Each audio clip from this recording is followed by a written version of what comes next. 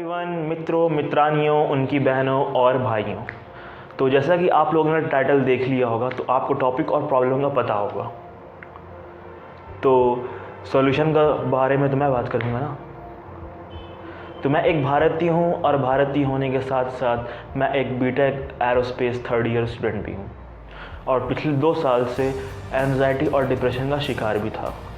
तो मैं इस टॉपिक पे और प्रॉब्लम पे वीडियो इसलिए बना रहा हूँ क्योंकि ये जो प्रॉब्लम है बहुत तेज़ी से बूढ़ों, बड़ों और स्टूडेंट्स, बच्चों में बहुत तेज़ी से ग्रो कर रही है और इसका असर धीरे धीरे दिख भी रहा है, धीरे धीरे इसका इंक्रीमेंट हो रहा है।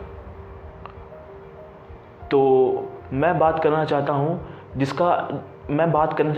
ऐसी प्रॉब्लम का जिसका मैं खुद ही 2 साल से शिकार था। तो व्हाट इज़ एंजाइटी? तो anxiety is a feeling of fear, uneasiness and restless, feeling of tense and rapid heartbeat. It might cause you to sweat, feeling of restless, tense और rapid heartbeat. तो एंजाइटी जो होती है वो हमारा feeling होती है, कोई चीज़ आसान न लगना, डर लगना और अनईजीनेस फील होना। अनईजीनेस का मतलब कि कोई चीज़ हमें आसान न लगना, उससे डरना। तो एंजाइटी जो होती है वो नॉर्मल रिएक्शन टू स्ट्रेस होती है। तो हमें कोई भी डिफ़िकल्ट वर्क करने से पहले जो हमें एंजाइटी होती है, या फिर बिफोर टेकिंग टेस्ट देने से पहले, और कोई हमें इंटरव्यू देने से पहले हमें टेंशन होती है, फियर होता है, तो वो नॉर्मल रिएक्शन टू स्ट्रेस होता है। कि स्ट्रेस का जो नॉर्मल रिएक्शन होता है वो एंजाइटी होती है। हम जो स्ट्रेस होता है उसका रिएक्शन, मतलब कि हमें स्ट्रेस होता है, एंजाइटी होती है, फियर होता है, डर लगता है तो एंजाइटी होती है, तो वो नॉर्मल एंजाइटी होती है। लेकिन people with anxiety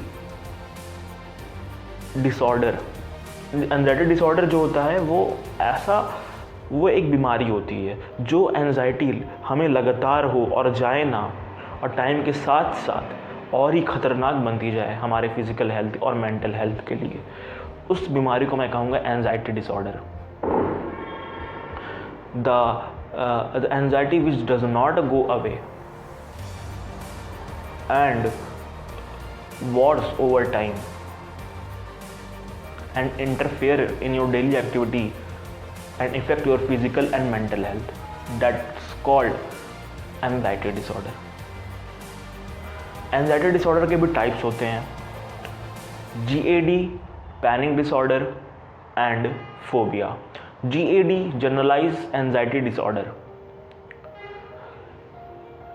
The people with GAD have worry about ordinary issue like money, family, work. जो हमारा जनरलाइज एंजाइटी डिसऑर्डर होता है वो ऑर्डिनरी इशू के लिए जो एंजाइटी होती है, जो चिंता होती है हमें पैसे की, फैमिली की, अपने काम को लेकर जो हमें एंजाइटी होती है, तो उसको कहेंगे जनरलाइज एंजाइटी डिसऑर्डर। ये जो जनरलाइज एंजाइटी डिसऑर्डर है ये एटलीस्ट 6 मंथ तक तो होती है, मतलब कि रोज़ हमें होती है, रोज़ 6 मंथ तक कम से कम होता रहता है minimum.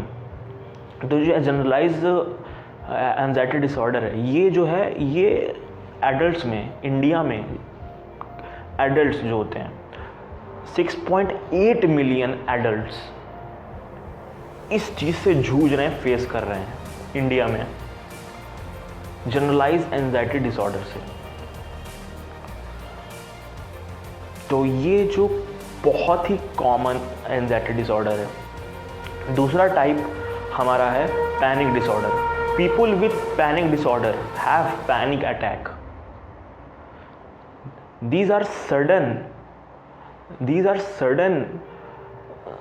sudden repeated thoughts of intense fear when there is no danger. कोई भी चीज़ जो हमारे लिए खतरा नहीं है उसका बार बार थॉट आना और उससे डर लगना पैनिक डिसऑर्डर है। That's called panic attack. Panic attack इसमें पड़ता है, हम घबरा जाते हैं, समझ नहीं आता कुछ। तो दैट्स कॉल्ड पैनिक डिसऑर्डर। और ये कुछ मिनटों के लिए ही चली जाती है, कुछ मिनटों में ही चली जाती है, ख़त्म हो जाता है अटैक। कुछ सडनली और क्विकली ये आती है और कुछ मिनटों में और कुछ टाइम में चली जाती है। तो ये भी एक है, बहुत से लोग जूझ रहे हैं इस चीज़ से भी। तो तीसरा जो पॉइंट है, तीसरा जो टाइप है वो है हमारा फोबिया। फोबिया क्या होता है? हमें कोई एक पर्टिकुलर थिंग से जो हमारे लिए डेंजर ना हो, जो हमें कोई भी इफ़ेक्ट ना करे, कोई भी चीज़ हमें इफ़ेक्ट ना करे जो हमारे लिए डेंजर ना हो, तो वो उस चीज़ से डरना। जैसे कि मॉस्किटो और going to a crowd, anxiety to going to a crowd, कि लोगों से मिलना, बाहर जाना, क्राउड देखना, उससे एंजाइटी, सोशल एंजाइटी से कहते हैं। और जो ये फोबिया होता है, बहुत से इसमें भी टाइप्स होते हैं कि हमें कोई एक मॉस्किटो से फोबिया हो, पानी से फोबिया हो, हाइड्रोफोबिया, तो ये भी एक एंजाइटी का टाइप्स है। इसके मैं कॉज की बात करता हूँ। तो इसका जो कॉज है, ये कोई भी हमारा मेंटल हेल्थ एक्सपर्ट और कोई भी साइकेट्रिस्ट जो है नहीं डिफाइन कर पाया है कि इसका मेन कॉज क्या है। कॉज इसका अननोन है। ये डिपेंड करता है हमारे जेनेटिक्स, हमारे हैबिट, हमारे environment play a major role. Environment बहुत ही प्ले मेजर रोल करता है एंजाइटी पे। और हैबिट है हमारा, केमिकल स्ट्रेस है, हमारे ब्रेन के अंदर केमिकल होता है, उस पर भी डिपेंड करता है। और इसका जो सिम्टम है, सिम्टम की बात करते हैं। इसका सिम्टम है कि क्या होता है सिम्टम में, a belief and a thoughts which is hard to control and does not go away and get worse over time and interfere in your daily activities and affect your physical and mental health। जो thoughts हमें बहुत ही, जो thoughts और जो believe हैं बहुत ही मुश्किल से हम उसे काबू में कर सकें और वो टाइम के साथ बढ़ता जाए, बहुत ही बढ़ता जाए और ना जाए, तो ये सिम्टम होता है। और फिज़िकल सिम्टम इसका क्या होता है? Dizziness, vomiting, rapid heart beat, feeling of restless, physical symptoms. इसका जो इफ़ेक्ट होता है, इफ़ेक्ट तो बहुत ही वर्स होता है। आपका फिज़िकल एक्टिविटी, जितने भी आप डेली एक्टिविटी करते हैं, जितने भी आपका मेंटल हेल्थ है और जितने भी आप प्रोफेशन जो भी आप करते हो, सब ही इफ़ेक्ट कर जाता है, सब पे इफ़ेक्ट आता है, सब डिस्टर्ब हो जाता है। अब बात करते हैं इसके ट्रीटमेंट की। ट्रीटमेंट इसका दो ही होता है, साइकोथेरेपी होता है, एक मेडिसिन होता है। साइकोथेरेपी में क्या होता है? साइकोथेरेपी जो होती है, मतलब कि जो हमें फीलिंग आती है, जिससे हमें डर लगता है, उस फीलिंग को हम कंट्रोल करना, उस फीलिंग से लड़ना और उस फीलिंग ना आए, ऐसा थॉट्स, ऐसा बिलीव को ऑब्टेन करना। तो साइकोथेरेपी में दो टाइप होता है, कॉग्निटिव बिहेवियर थेरेपी, CBT।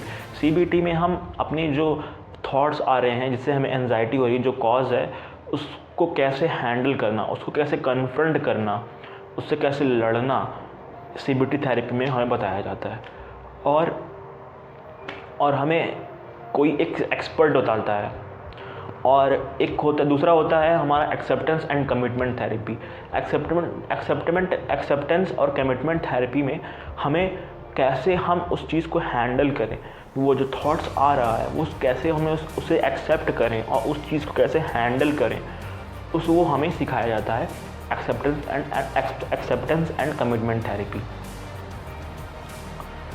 तो ये तो हो गया ट्रीटमेंट।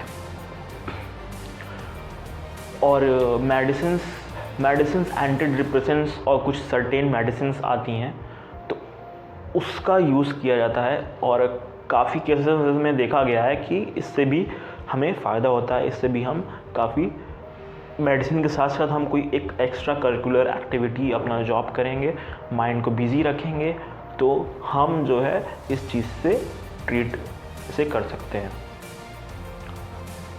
तो एंजाइटी तो सबको होती है, लेकिन लगातार और कॉन्स्टेंटली एंजाइटी होना एक सीरियस इशू है। हमें तुरंत एक मेंटल हेल्थ एक्सपर्ट से कंसल्ट करना चाहिए। मैं ये वीडियो इसलिए बना रहा हूँ क्योंकि बहुत से लोग इस चीज़ से जूझ रहे हैं, फाइट कर रहे हैं, और मैं नहीं चाहता कोई भी इंसान, कोई भी वर्ल्ड में कोई भी इस चीज़ को फेस करे। और जो फेस कर रहे हैं वो जल्द से जल्द फिज़िकल मेंटल हेल्थ एक्सपर्ट और साइकाइट्रिक को कंसल्ट करें। और क्योंकि जो फिज़िकल मेंटल हेल्थ एक्सपर्ट होते हैं और जो साइकाइट्रिक होते हैं, वो हमें एकदम सही ट्रीट करते हैं। हमें जो मेडिसिन देना है वो बताएंगे आपको कौन सी मेडिसिन आपके ऊपर वर्क करेगी। तो ये जो वीडियो है, मैं YouTube पे कोई भी वीडियो एंजाइटी के ऊपर बना ही नहीं है। तो बहुत ही इसे तो कहते तो बहुत है कि बहुत ही नॉर्मल इशू है, लेकिन कहते हैं ना कि जो नॉर्मल दिखता है वो सबसे डेंजरस होता है। जो नॉर्मल दिखता है वो सबसे डेंजरस होता है। तो इंडिया में 18% of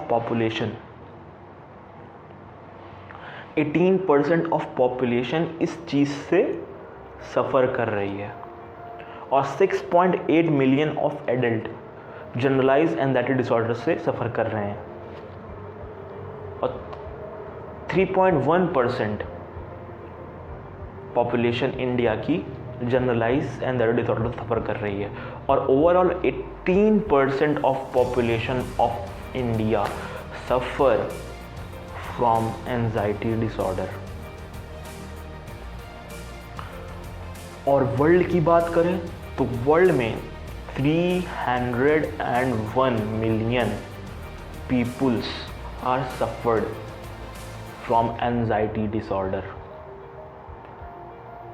is something about 4% of whole world population suffer from anxiety disorder.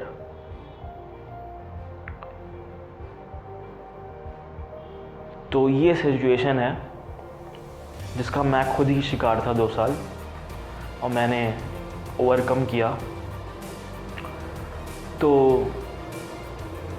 तो मैं एक बात कहना चाहूँगा, health is a wealth and mental health is a source of wealth and all the thing. Okay, bye. शुक्रिया, और सुरक्षित रहिए, खुश रहिए। और मेरा वीडियो अगर आपको इन्फॉर्मेशनल लगा हो और अगर पसंद हो तो please share, subscribe and like my video.